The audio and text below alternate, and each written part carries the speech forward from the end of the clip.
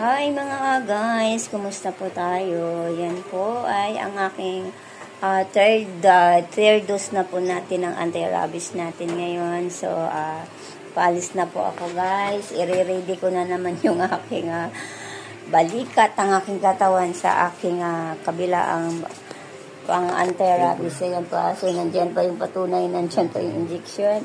And yung pangatlong ko na ngayon guys, pang vaccine. 3 na ako ngayon. 3 vaccine na po tayo guys. I hope na magiging okay ang lahat guys. So, hindi talaga biro ang makagat ng mga ating alaga guys. Aso or pusa, kailangan din natin mag-ingat lalo na sa ating mga anak.